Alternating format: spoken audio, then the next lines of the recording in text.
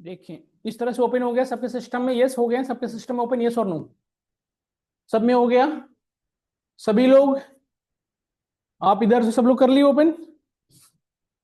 आप यहाँ पे नोटिस करें, यहाँ पे देखो डॉट IPYNB दिख रहा है सभी को लिखा हुआ डॉट IPYNB, यस ये हमारा एक्सटेंशन है, this is the extension of Jupiter file, मतलब ये जो पाइथन की जो फाइल है इसको जुपिटर फाइल भी कह सकते हैं, नोटबुक कहा जाता है। तो ये हमारा एक्सटेंशन है, डॉट IPYNB को रहने दें, यहाँ पे फाइल का नेम दे दें, डेम मैंने लिख दिया पाइथन, या टॉपिक का नाम दे दें नेमिंग कन्वेंशन।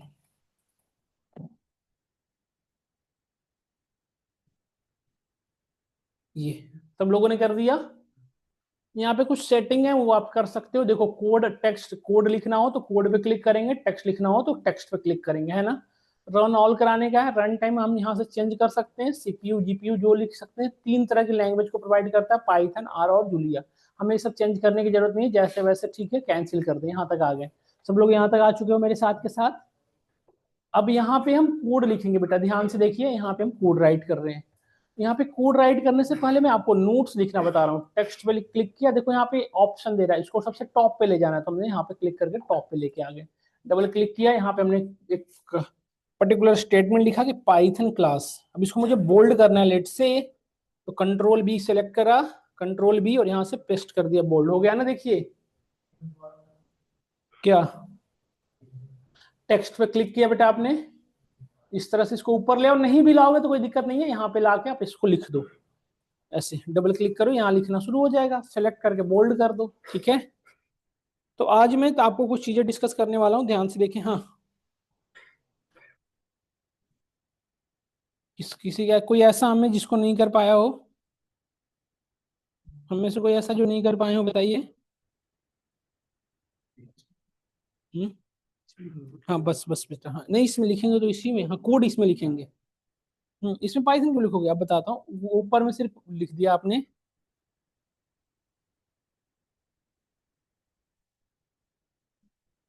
सब लोग ओपन कर लिए ना, इसको क्लोज कर दो बेटा, इसकी कोई जरूरत नहीं है इसको ओपन रखने की, आप भी कर दो, बड़ा सा डिस्प्ले आ गया, ठीक है। हम्म इस पे मत लिखना बेटा, ये ना सेव नहीं होती फाइल, फाइल पे जाकर नहीं होगा। इधर आपका नहीं हुआ, क्या दिक्कत हो रहा है ना, आपका हो गया सबका, इधर हम लोग सब ओपन कर रखे हैं, इधर सब लोग ओपन हो गया ना आपका लैपटॉप, ठीक है बेटा ठीक है। तो देखिए यदि यहां तक हो गया तो आप नोटिस करिए, यहाँ पे ध्यान से शिफ्ट इंटर दबाओगे, ये ऐसा लिखा हुआ आ गया। यहाँ से देखो, ये लास्ट आपको यहाँ पे दिख रहा होगा एक आइकन, दिखो सब लोग, सब लोग को एक आइकन दिख रहा है ना यहाँ पे, इसको हाइड कर दो, यहाँ से ऐसे लास्ट में बॉटम, यहाँ से देखो क्लिक करके हाइड कर सकते हो, दिखा सबको, ये वाली आइकन जो दिख रही है, यहाँ से हाइड कर सकते हो इसको। तो फिर लास्ट हाइड हो गया, यस। अब यहाँ पे देखिए कनेक्ट का ऑप्शन दे रहा है, इस पे क्लिक कर दो, कनेक्ट पे सब लोग क्लिक कर दो। कनेक्टिंग हो रहा है, किससे कनेक्ट हो रहा है, गूगल क्लाउड इन्वायरमेंट से कनेक्टिंग, देखो कनेक्टेड हो गया। यहाँ पे नोटिस करें how much RAM we have, देखो कितने जीबी रैम दिया आपको, 12 GB, रोम कितना जीबी दिया, देखो 107 GB। तो ये आपको 12 GB फ्री रैम प्रोवाइड करता है और 107 GB रोम प्रोवाइड करता है, समझ में आया। अब यहाँ पे हम कोड राइट कर सकते हैं परफेक्टली। सबका ये हो गया, कनेक्टेड शो हो रहा है, सबका हो गया ना, ये ऐसे दिख रहा है सब में। कोड तभी रन करेगा जब ये कनेक्टेड शो करेगा, और कोड तभी रन करेगा जब हमारा कंप्यूटर इंटरनेट से कनेक्टेड होगा, दोनों चीजें। नाउ सी, अब यहाँ पे हमने कोड लिखा, ध्यान से देखना आप, बिल्कुल कुछ भी ना लिखे, यहाँ पे फोकस करें, यहाँ पे कुछ भी ना लिखे, यहाँ पे फोकस करें, देखें यहाँ सब लोग। आई am writing here x is equal to 20, y is equal to 15, and I am writing here add is equals to x plus y, and writing here add. Now I want to run this code, इस code को run कराना है, then we can use which one, shift enter, क्या press करोगे, shift enter, या either you can click on here, यहाँ पे click करके भी रन करा सकते हो, दोनों तरीके हैं। तो हमने प्रेस किया यहाँ पे क्या, शिफ्ट एंटर, देखिए आउटपुट आ गया 35, यस। अब नाउ सी, यहाँ पे यदि ध्यान से देखें तो व्हाट इज एक्स, जैसे ये जो मैं लिख रहा हूँ x is equal to 20, ध्यान से नोटिस करें, 20 इज व्हाट, कांस्टेंट वैल्यू, 20 क्या है हमारा, कांस्टेंट वैल्यू। पाइथन में इसको लिटरल्स कहा जाता है, this is called literals in Python, okay. Now this is which type of value, this is the integer value, so we can say this is called integer literals, okay. In a Python constant value is what, literals. आपको interview में या आप objective question देते हो ना, objective test देते हो, तो वहां पे ऐसे ऐसे कीवर्ड की वजह से आपको प्रॉब्लम आती है। Constant is nothing but literals. कहीं पे भी पाइथन में लिटरल्स लिखा हुआ मिले, समझना क्या वो कांस्टेंट वैल्यू है। जैसे ये इंटीजर वैल्यू है बेटा, तो ये इंटीजर लिटरल्स होता। यदि यहाँ पे 20.5 लिखा होता देन क्या हो जाएगा ये बताएं। यदि 20.6 है तो क्या होगा, फ्लोट लिटरल्स। समझ में आया ना। इसी तरह से स्ट्रिंग लिटरल्स होता है, बुलियन लिटरल्स होता है, जितने तरह की वैल्यू पॉसिबल है वो सबके सब क्या है, उनके आगे लिटरल्स लगा दो। समझ में आया। Now see this is the constant value and what is this one is what, ये क्या है हमारा, equal to. This is called assignment operator in Python. This is called, what is the use of this assignment operator, just store this value in this variable. This is the use of this equal to operator. Okay, just assign this value in this variable, means what, this is the variable, yes or no.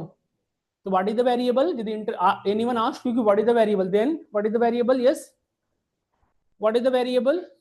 Variable is nothing but it is a type of container in which you can store any type of value, yes or no. Variable is nothing but just a container in which you can store any type of value, yes. Now x is what, variable name, x is what, variable name. Now we need to learn some of the set of rules and regulations for defining a variable. एक variable का नाम आप कुछ भी नहीं रख सकते, we need to follow some of the set of rules. जैसे समझ रहे हैं मैं क्या कहना चाह रहा हूं, जब एक वेरिएबल को नाम लिखते हो this is called variable definition. जब एक वेरिएबल का नेम लिखा ना, this is called variable definition. और जब एक वेरिएबल के अंदर आपने वैल्यू असाइन किया, this is called declaration. Variable name is called definition और उसका वैल्यू डाला, that is called declaration. In a Python definition and declaration happened at same time. Python में एक वेरिएबल का नेम लिखेंगे, सेम टाइम उसमें value भी असाइन करना होगा।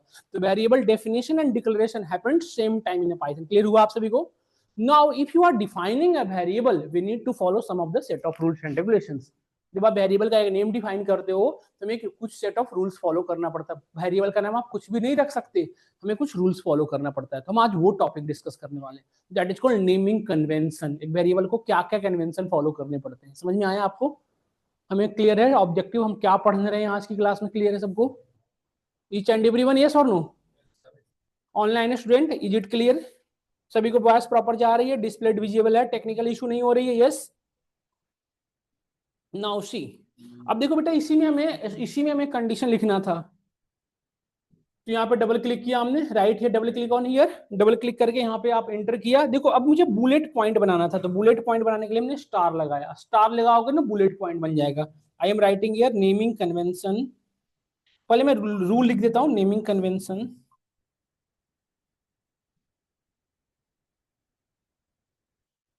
Naming convention for a variable, first rule ये बेटा ध्यान से देखिए, naming convention for a variable या set of rule for a defining a variable, ये भी लिख सकते हो। Set of rule for defining a variable.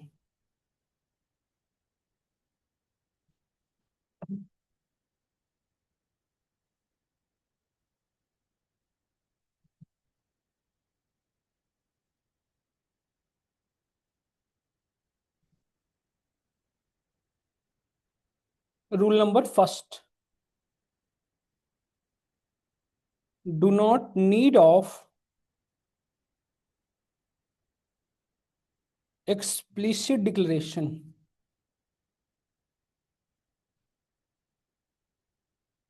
do not need of explicit declaration। बताऊंगा क्या होता है। Second statement, variable name always start with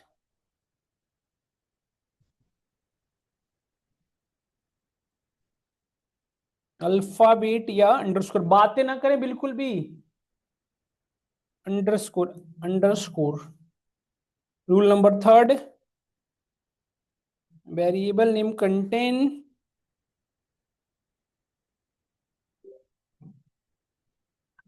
alpha numeric.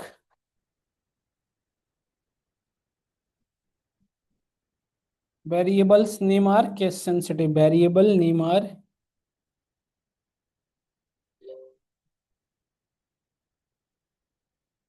there are mainly 4 rules for defining a variable। 4 rules में follow करना पड़ता है। सब लोग लिख लिए, यदि लिख लिए हो तो वन बाय वन मैं आपके सामने एक्सप्लेन करता हूँ। अब हमें कोड पे क्लिक कर लेना है बेटा, कोड लिखना है, तो यहाँ पे हम कोड पे क्लिक करके यहाँ से कोड लिखना शुरू करेंगे। सब लोग लिख लिए हो तो एक बार एक्नॉलेज कर देना, कर रहे हो आप।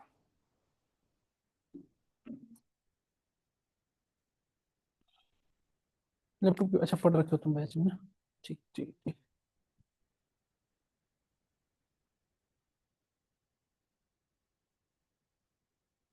वैसे ये नोट्स मैं आपको शेयर कर दूंगा क्लास के बाद, तो आपके पास अवेलेबल हो जाएगी। Don't worry all about this. हो गया सबका? लिख लिया सब लोगों ने? बढ़ूं आगे बढ़ूं मैं? जल्दी से लिख लें सब लोग। शिफ्ट इंटर कर देना लास्ट में लिखने के बाद।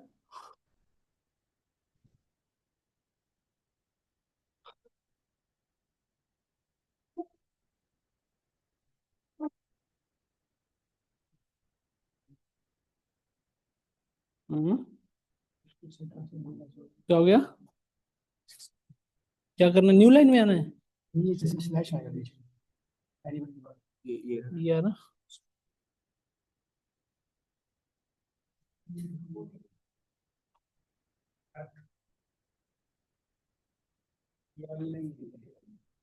उसको एक लाइन नीचे कर दो, क्लिक करो, डबल क्लिक, उसको 2 बार कर दो। वन बाहर क्यों लिख दियो? वन को बाहर हटाओ, वन उसके स्टार के बाहर है।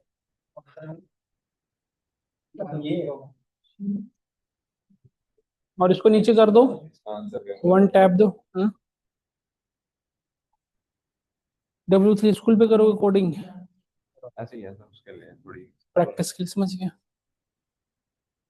देखिए यहाँ तक सब लोगों ने लिख लिया हो, now see. Rule number first, do not need of explicit declaration. What is the meaning of this line?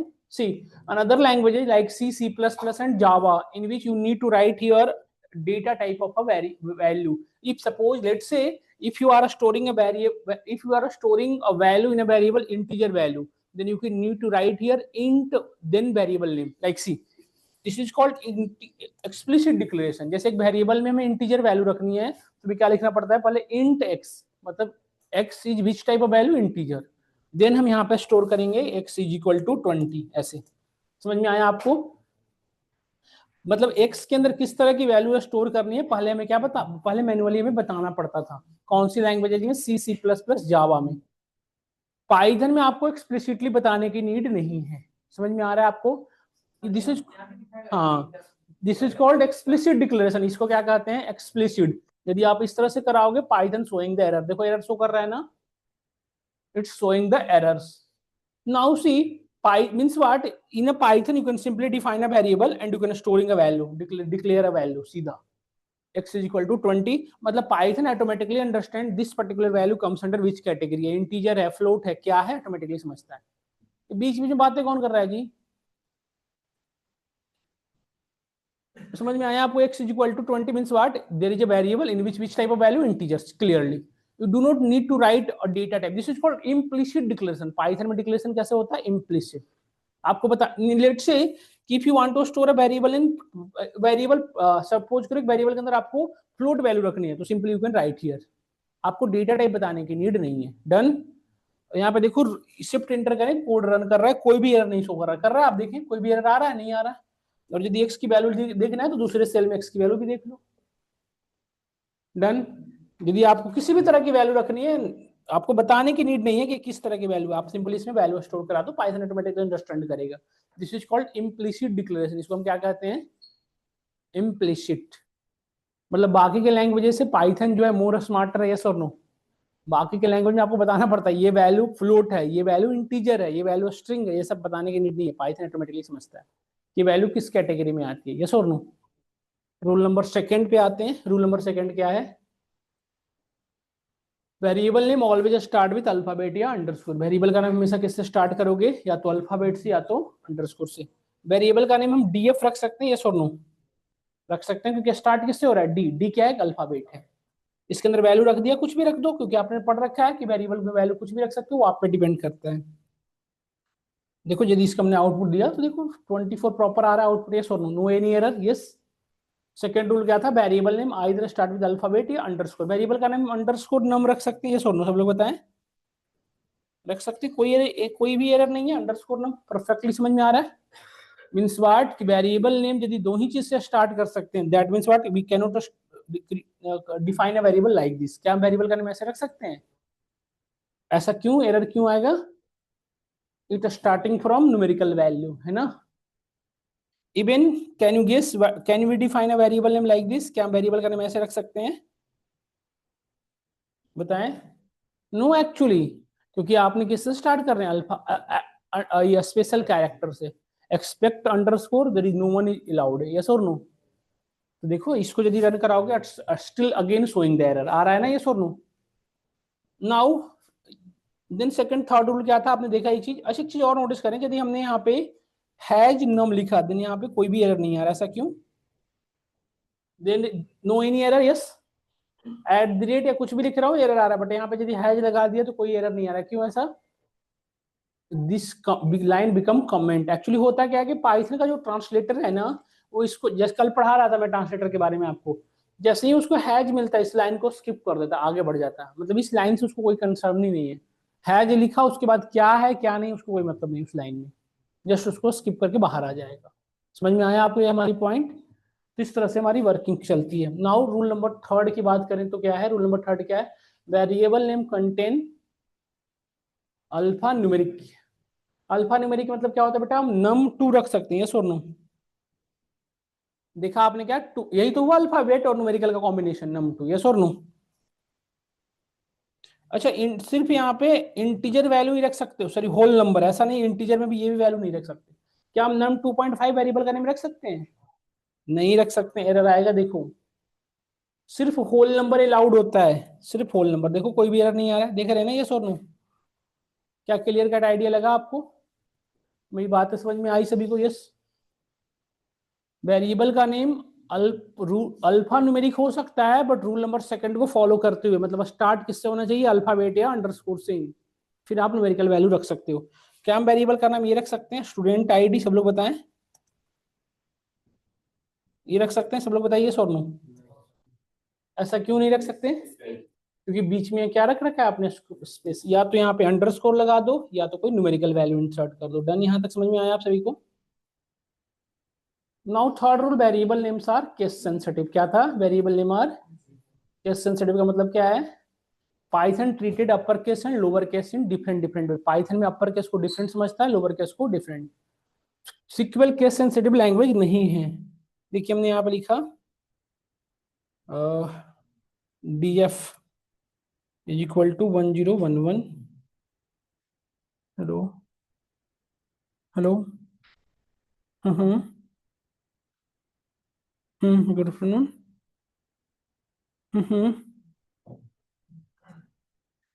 हम्म ले रहा हूँ मैं। ठीक। यहाँ पे देखें, बोथ आर डिफरेंट या सेम? सब लोग बताएं। बोथ आर डिफरेंट या सेम? सब लोग देखें और बताएं। This DF and this DF both are same या डिफरेंट? क्योंकि एक में आप नोटिस करें और अदर वैल्यू है, पाइथन दोनों को अलग। यही चीजें सिक्वल में यदि ऐसे लिख देते, पाइथन ट्रीटेड दोनों को सेम समझता है, upper case and lower case को। That is called in case sensitive language. जो जो अपर केस और लोअर केस को अलग अलग ट्रीट करे वो केस सेंसिटिव, जो दोनों को एक तरह से ट्रीट करे वो इन केस सेंसिटिव। समझ में आया? तो पाइथन क्या है? केस सेंसिटिव, मतलब कैपिटल स्मॉल में डिफरेंस होगा। Clear? Now some we have some of the questions.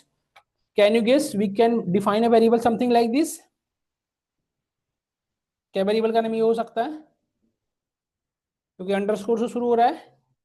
क्या ऐसे डिफाइन कर सकते हैं? आप नोटिस करो, वेरिएबल के स्टार्टिंग में डबल अंडरस्कोर है, वेरिएबल के लास्ट में भी डबल अंडरस्कोर है। This is called dunder method. This is called. और वेरिएबल, किसी भी वेरिएबल को स्पेशल वेरिएबल बनाना है तो then we need to write here dunder method. We need to follow dunder. इससे क्या होता है? This particular variable become special variable. Special variable normal variable में क्या डिफरेंस है? हम आगे पढ़ेंगे। स्पेशल वेरिएबल का जो एक्सेसिबिलिटी होता है वो काफी डिफरेंट होता है, नॉर्मल वेरिएबल का डिफरेंट होता है। इससे हम काफी चीजें एक्सेस कर पाएंगे। नॉर्मल डीएफ, यदि सिर्फ हम डीएफ लिखते तो उसका डिफरेंस अलग होता।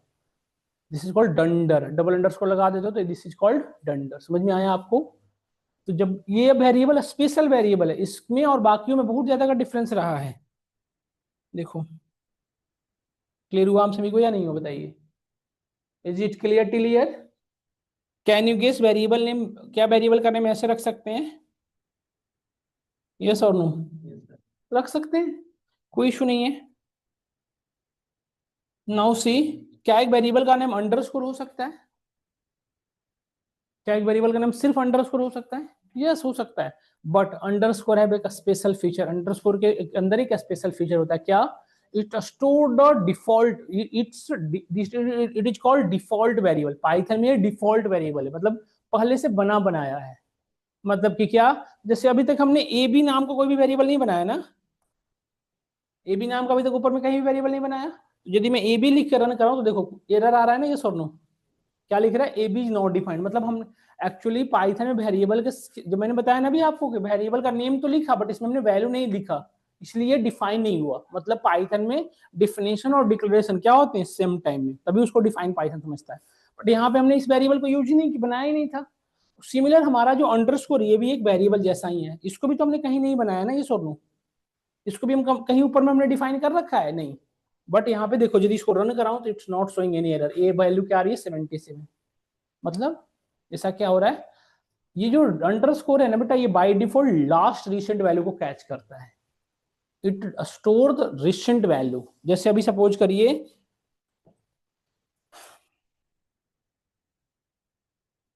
अभी रिसेंट वैल्यू क्या हो गई बताइए, तो यदि मैं अंडरस्कोर को प्रिंट कराऊं तो can you guess what will be your output. देखो समझ में आया, इसका क्या यूज है बेटा, जैसे आपको सपोज करो मैं आपसे कहूं कि मुझे रिसेंट वैल्यू में 20 ऐड करनी है, तो आप क्या लिखोगे अंडरस्कोर प्लस 20, सिंपल। देखो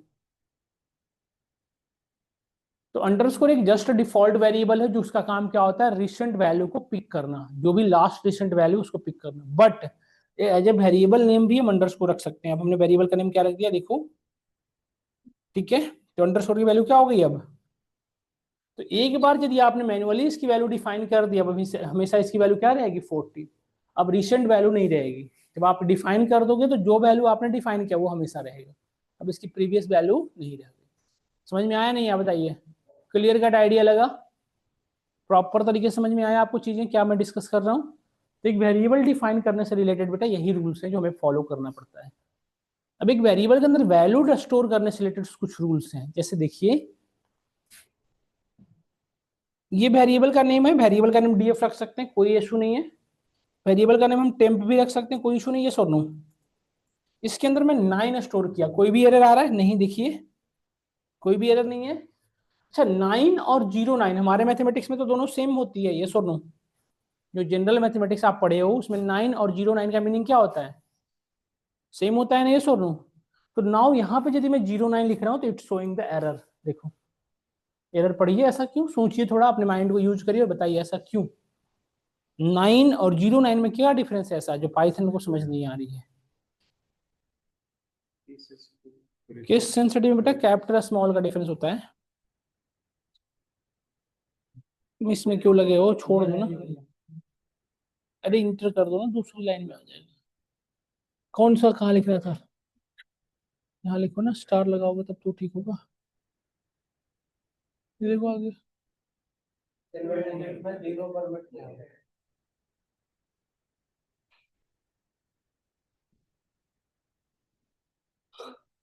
बताओ क्या करना चाहते हो,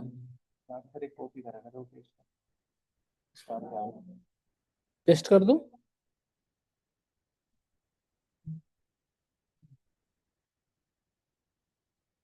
नहीं है कॉपी,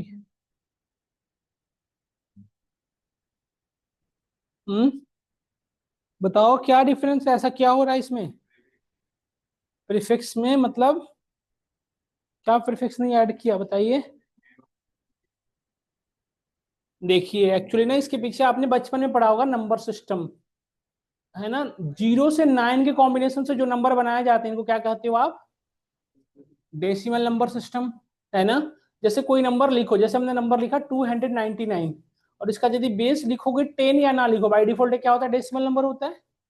बट यदि 0 और 1 के कॉम्बिनेशन से हम कोई नंबर बनाए तो ये कौन सा नंबर होते हैं बताओ, बाइनरी नंबर ना, 1011। इसका बेस यदि 2 डिफाइन कर दिया तो ये क्या हो गया, बाइनरी नंबर। अभी 1011 नहीं है, 1011 है, इसका बेस क्या है। यदि ऑक्टल नंबर आपने पढ़ा होगा, ऑक्टल नंबर 0 से 8 के कॉम्बिनेशन से जो बनता है 645 और इसका बेस हमने 8 दे दिया तो ये क्या हो गया, ऑक्टल नंबर। इसी तरह से आपने हेक्साडेसिमल नंबर पढ़ा होगा, 0 से 9 उसके बाद A B C D F तक पढ़े होंगे, ए बी सी डी इससे लेकर एफ तक, इसको क्या कहते हैं हम हेक्साडेसिमल, ये पढ़े होगे ना आप, ये और नो। तो 4 तरह के नंबर सिस्टम पढ़ा आपने, decimal number system, binary number system, octal number system और हेक्साडेसिमल। तो पाइथन में बेस नीचे नहीं लिख पाते हो, रियल मैथमेटिक्स में आप बेस तो नीचे लिख देते हो, बट ये चीजें यहाँ इस पाइथन में कैसे लिखोगे, तो प्रीफिक्स लगाना पड़ता है। तो बाइनरी के लिए देखो, यदि आपने कोई वैल्यू लिखा और सीधा डायरेक्टली लिख दिया तो बाय डिफॉल्ट पाइथन को डेसिमल समझता है। यदि आपको पाइथन में एक बाइनरी वैल्यू एक वेरिएबल के अंदर स्टोर करनी है तो 0 भी लिखना पड़ेगा एज ए प्रीफिक्स। देखिए कैसे, जैसे मुझे n की वैल्यू, मुझे n के अंदर बाइनरी वैल्यू रखनी है तो 0b और फिर आप लिखोगे 1011। देखो ये नहीं समझ में आ रहा तो परेशान नहीं होना है, आप घर पे जाके बाइनरी कन्वर्जन पढ़ लेना, decimal to binary, binary to decimal. देखो n के अंदर हमने क्या स्टोर किया, 1011, पाइथन क्या समझ रहा है उसको, 11। किसी भी नंबर का बाइनरी वैल्यू देखना है ना तो bin, देखो bin और उस वैल्यू डालो। तो देखो 11 का बाइनरी क्या होता है मैं दिखाता हूँ आपको। देखो 11 का बाइनरी क्या होता है, देखो 1011 हुआ। चलो इसका देखते हैं, 1000, देखो ये 9 का होता है, देखो सॉरी 8 का। देखो यहाँ 8 का बाइनरी क्या दिख बता रहा है पाइथन, देखो 1000, ये जीरो भी क्या लिख रहा है, पाइथन बता रहा है कि हम आउटपुट किस में दिए हैं आपको, बाइनरी में। तो हमें भी यदि कोई एक वेरिएबल के अंदर बाइनरी वैल्यू रखनी है तो हमें क्या लगाना पड़ेगा पहले, समझ में आया। अब ऑक्टल नंबर रखना हो तो आप ऐसे लिखोगे, नम एक वेरिएबल लिया 0o, क्या लिखोगे 0o। अब इसके बाद कोई वैल्यू लिखा है, पाइथन को क्या समझेगा, ऑक्टल नंबर। देखो 125 किसका होता है, 85 का। 85 का ऑक्टल में कन्वर्ट करोगे तो क्या आ जाएगा 125। आप किसी वैल्यू को ऑक्टल में कन्वर्ट करके देखना चाहो तो देख लो, ऑक्ट ओसीटी किसका देखना था आपको, 85 का ना, लेट से 85 का। देखो पाइथन भी बता रहा, देखो ये 0 क्या है, प्रीफिक्स, वो बीच जो नीचे लिखते थे आप, ये बेस, और ये आगे बता रहा है 120। समझ में आया। ये नहीं भी समझ में आएगा तो बहुत ज्यादा परेशान होने की बात नहीं है, बस ये आपको आइडिया दे दिया कि आपको आना चाहिए। 1a, ये क्या मतलब क्या हुआ, 0x का मतलब क्या है, ये हेक्साडेसिमल है, समझ में आया। देखो 26, 26 का यदि आप मैनुअली चेक करना चाहते हो तो डाल दो यहाँ पे 26। देखो 26 का हेक्साडेसिमल क्या है ना 1। ये समझ में आया, इतनी बात समझ में आई, ए क्या आ गया, इतनी बात समझ में आई सबको। तो बेसिकली आपने क्या देखा कि पाइथन में डेसिमल नंबर सिस्टम के लिए कोई भी प्रीफिक्स नहीं लगाना होता है। बाइनरी लिखना है तो 0b, ऑक्टल लिखना है तो 0o, हेक्साडेसिमल लिखना है तो 0x। समझ में आया आपको। यही 4 रूल फॉलो करने की नीड है। तो वेरिएबल डेफिनेशन से लेकर डिक्लेरेशन तक की रूल कंप्लीट हुई। क्या आपको यहाँ तक हमारी बात सबको समझ में आई। हम अब आगे पढ़ेंगे मेमोरी मैनेजमेंट, पाइथन में मेमोरी मैनेज कैसे होता है। जैसे लेट से हमने एक वेरिएबल डिफाइन किया n1, इसकी वैल्यू रखा 67, n2 की वैल्यू रखा हमने 88, n1 की वैल्यू हमने रखा 99। Can you guess what will be the value of n1। हमने पहले n1 की वैल्यू 67 रखा था, फिर n2 की फिर से n1 की रख दिया क्या 99। तो what will be the value of n1। ऐसा क्यों, what is the reason behind this. आपने पढ़ा होगा ये चीज, ये मैं नहीं पढ़े होगा तो मैं बताता हूँ। पाइथन में बेटा मेमोरी मैनेजमेंट ऐसे होता है। पाइथन जैसे आपने जो भी वेरिएबल डिफाइन करेंगे वो किसी न किसी वेरिएबल में स्टोर होगा और वो कहीं ना कहीं मेमोरी में स्टोर होगा। जैसे किसी भी फोटो फाइल को सेव करते हो, हमारे लैपटॉप में सेव होता है और स्टोरेज को यूज करता है। तो पाइथन उसी तरह से जब ओपन करते हो तो पाइथन एक जनरेट करता है हीप मेमोरी, ठीक है। This is called temporary memory. मतलब पाइथन ओपन किए तभी ओपन हुआ। पाइथन में क्या ओपन होता है, पीवीएम, पाइथन वर्चुअल मशीन, बताया था मैंने कल। जब इसे बंद करते हो तो इन्वायरमेंट बंद होता है। तो पाइथन जैसे ही स्टार्ट होता है हीप मेमोरी जनरेट करता है डिफॉल्ट। अब क्या हुआ कि n1 को आपने डिफाइन किया, तो n1 को बेसिकली किसी वेरिएबल को 3 चीजें अलॉटमेंट होती है, मेमोरी एड्रेस, मेमोरी एड्रेस कुछ भी हो सकता है 292 कुछ भी, और इसके 67 इसके अंदर वैल्यू है। तो 67 के अकॉर्डिंग इसको साइज ऑफ मेमोरी स्पेस दिया गया और इस मेमोरी का नाम क्या दिया गया n1, और फिर इसके अंदर क्या स्टोर किया गया 67। तो एक वेरिएबल को कितनी चीजें अलॉट हुई, memory address, size of memory और मेमोरी नेम। हर एक वेरिएबल को कितनी चीजें अलॉटमेंट होगी, 3 चीजें। तो n1 के लिए ये काम किया गया बेटा। जैसे ही n2 आया तो n2 के लिए भी सेम काम किया गया होगा। n2 के लिए भी मेमोरी एड्रेस बनाया गया होगा, एक फ्रेश एक मेमोरी एड्रेस बनाया गया। देखो n2 के लिए यस और नो, इसकी मेमोरी एड्रेस दी गई, साइज ऑफ मेमोरी दी गई। और जैसे ही आपने n1 फिर से डिफाइन किया तो पाइथन का जो मेमोरी मैनेजर है, वेरिएबल का नेम जैसे ही सेम मिला वो प्रीवियस मेमोरी एड्रेस पे ही इसकी प्रीवियस वैल्यू को ओवरराइट करके करंट वैल्यू को राइट कर देगा। समझ में आया? बट यहाँ पे एक पॉइंट है, ये किसकी क्या श्योरिटी है कि प्रीवियस वैल्यू और करंट वैल्यू की साइज सेम हो? ये पॉसिबल है ना कि प्रीवियस वैल्यू 16 के, बात करोगे ना आप 2 मिनट में क्लास से बाहर कर देंगे। मैं यहाँ पे इसी चीज आप ही इसी बताने के लिए हूं ना, हर 2 मिनट पे चुप रहने के लिए कहोगे ना, मैं दो आपके गेट ओपन है हमेशा के लिए, जा सकते हैं आप, पढ़ने का मन नहीं हो तो। दूसरे को डिस्टर्ब मत करें, दूसरे लोग दूर दूर से आए हैं पढ़ने, तो आप परेशान ना करें दूसरे को। देखो यहाँ पे बातें ना करें, प्रीवियस वैल्यू हो सकती है 16 KB का हो और रिसेंट वैल्यू कितने का हो, या ये भी हो सकता है कि प्रीवियस वैल्यू 8 KB का हो, करंट वैल्यू 16 KB का हो। ये सुन लो, इस सिनेरियो में क्या होगा? देखो बेटा, यदि पहले से 16 KB का है और रिसेंट वैल्यू 8 KB का है, तो क्या होगा कि रिमेनिंग 8 की इसको डिस्कार्ड कर दिया जाएगा, दूसरे को अलॉट हो जाएगा, मतलब मेमोरी एड्रेस अब भी सेम है।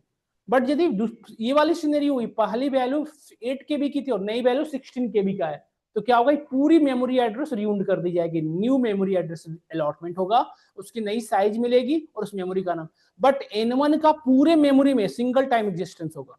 ऐसा नहीं कि N1 को 2 बार मेमोरी एड्रेस मिलेगा, बट मेमोरी एड्रेस अब बदल जाएगी। कब? जब साइज ऑफ मेमोरी बढ़ा दिया आपने। समझ में आया? क्लियर हुआ? क्लियर हुआ? मैंने क्या कहा कि दो वेरिएबल की आपने क्या देखा, वेरिएबल का नेम सेम था, यहाँ पे प्रीवियस वैल्यू कुछ और थी, करंट वैल्यू कुछ और है। एक सिंपल सी माइंडसेट कर लो, यदि जब भी एक वेरिएबल का नेम सेम हुआ दो वेरिएबल का, तो प्रीवियस वैल्यू चाहे छोटा हो या बड़ा, ओवरराइट तो होगा, फिक्स है। बट इंटरनल स्ट्रक्चर कैसे वर्क करेगा, सो आपने देखा, यदि छोटी वैल्यू है तो मेमोरी एड्रेस सेम रह जाएगी, बट यदि वैल्यू बड़ी है तो मेमोरी एड्रेस क्या होगी, बदल जाएगी। ये मेमोरी मैनेजमेंट का कॉन्सेप्ट है। समझ में आया आपको? तो अभी आपने क्या देखा कि दो वेरिएबल का वैल्यू सेम थी, अभी आपने क्या देखा कि दो वेरिएबल की वैल्यू क्या है, सेम है, यही ना? तो करंट वैल्यू जो है वो रिसेंट प्रीवियस वैल्यू को क्या कर दिया, ओवरराइट। तो N1 की वैल्यू हमेशा के लिए क्या हो गया, अब 99। और unfortunately there is no any way that help us to roll back that value. अब हमारे पास कोई भी एक तरीका नहीं जिससे हम N1 की वैल्यू को ला सके दोबारा। तो एक सिनेरियो तो ये, दूसरा सिनेरियो आप देखें ध्यान से, df1 become 88, df2 become again 88, then what happened, can you guess what scenario, what is the case study in this particular scenario? क्या हुआ इसमें, बताएं आप। अब होगा क्या कि देखो बेटा, अब इनको फिर से वही सारी काम की गई होगी, मेमोरी एड्रेस दी गई होगी, df1 को मेमोरी एड्रेस दिया गया होगा, साइज ऑफ मेमोरी दी गई होगी, यस और नो, और इसको मेमोरी नेम दिया गया, यस। तो df1 को इसका ये 88 इसमें स्टोर हुआ, और df2 जैसे ही पाइथन का मेमोरी मैनेजर ने देखा दोनों की वैल्यू सेम है, तो df2 को अलग से मेमोरी एड्रेस नहीं मिलेगा, इसी मेमोरी एड्रेस पे दोनों को रेफरेंस दे दिया जाएगा, मतलब df1 and df2 belongs to same memory address. समझ में आया आपको? तो अब ये मैं बार बार कह रहा हूं कि दोनों की मेमोरी एड्रेस सेम होती है, कैसे चेक करेंगे? तो we can use a function. अब फंक्शन क्या होता है, nothing but block of code, एक ऐसा ब्लॉक जिसके अंदर मल्टीपल लाइन ऑफ कोड बना लिखा हुआ है फॉर परफॉर्म सिंगल टास्क, एक सिंगल टास्क को परफॉर्म करने के लिए बनाए जाते हैं फंक्शन। तो हमने बताया कि हमारे पास एक फंक्शन है, वो क्या करता है, मेमोरी एड्रेस बताता है। तो किसी भी वेरिएबल का मेमोरी एड्रेस चेक करना हो तो क्या यूज करोगे, आईडी। क्या यूज करोगे, किसका चेक करना है बेटा, df1 का। तो आपने पास किया, देखो df1 का मेमोरी एड्रेस ये है। तो हमने क्या कहा कि df2 का भी मेमोरी एड्रेस क्या है, सेम है, यही बताया ना हमने, देखो सेम है, यस और नो। अभी देखो जैसे हमने यहाँ पे वैल्यू बदल दी, अब इन दोनों की मेमोरी एड्रेस क्या हो गई, यस, क्लियर हुआ? तो आपने क्या देखा कि दो वेरिएबल का नेम सेम हुआ, तो previous current value previous value को ओवरराइट कर देगा। यदि दो वेरिएबल का नेम सॉरी वैल्यू सेम है तो क्या होगा, दोनों वेरिएबल सेम मेमोरी एड्रेस पे बिलोंग करेंगे। इतनी बातें हम अच्छे से समझ में आया, क्लियर कट आइडिया लगा, यस और नो? यदि यहां तक समझ में एक हमारे पास देखो, जैसे मैंने कहा ना कि जैसे देखो बातें करो ना प्लीज, इन दोनों की साइज ऑफ मेमोरी देखना तो कैसे करोगे बताओ? मेमोरी एड्रेस तो आईडी से देख लिया। एक चीज और, फंक्शन पहचानने का एक तरीका है, जब भी हमने ऐसा लिखा हो ये राउंड ब्रैकेट लगाना, मतलब ये क्या है, फंक्शन। समझना है, दो तरह के फंक्शन होते हैं, इनबिल्ट और यूजर डिफाइंड। तो हम अभी इन बने बनाए फंक्शन को यूज करें, जिसे इनबिल्ट भी कहा जाता है या सिस्टम डिफाइंड भी कह सकते हैं। यहाँ तक समझ में आया?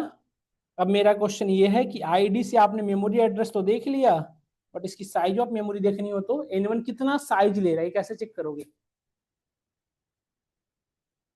कैसे चेक करोगे कि N1 कितना मेमोरी स्पेस ले रहा है? मेरे पास एक लाइब्रेरी है, देखो इससे चेक करना पढ़ेंगे हम, ये क्या है बेटा, अभी फिलहाल मैं आइडिया नाम बता देता हूँ, लाइब्रेरी है, इंपोर्ट sys और sys dot gate size of, किसका देखना है, n1 का, तो यहाँ पे पास कर दो। n1 कितना बाइट ले रहा है बेटा, 21 बाइट, और n2 का देखना है तो n2 को यहाँ पे पास कर दो। देखो समझ में आया, यस और नो? दोनों की वैल 2 डिजिट का है ना, तो मेमोरी साइज क्या रहेगा, सेम ही तो रहेगा। क्लियर हुआ सभी को यहाँ तक? तो हम कल की क्लास में यहाँ से आगे बढ़ेंगे, आज यहीं तक रखता हूँ। हमने आज पहले वेरिएबल डिफाइन करना समझाया, वेरिएबल के अंदर वैल्यू डिफाइन करना समझा, फिर उसकी मेमोरी मैनेजमेंट समझा। आपने क्या देखा कि दो वेरिएबल की वैल्यू यदि सेम हो गई तो क्या होगा कि रिसेंट वैल्यू प्रीवियस को ओवरराइट कर देगी। दूसरा सिनेरियो क्या देखा आपने कि दो वेरिएबल का नेम यदि सेम है तो क्या होगा बताओ, दो वेरिएबल का नेम सेम है तो क्या होगा, दोनों की मेमोरी एड्रेस सेम रह जाएगी। यस यही ना, यही पढ़ा ना हमने। थैंक यू, आज यहीं तक रखते हैं। कोई क्वेश्चन किसी का हो तो बताइए। Yes online student.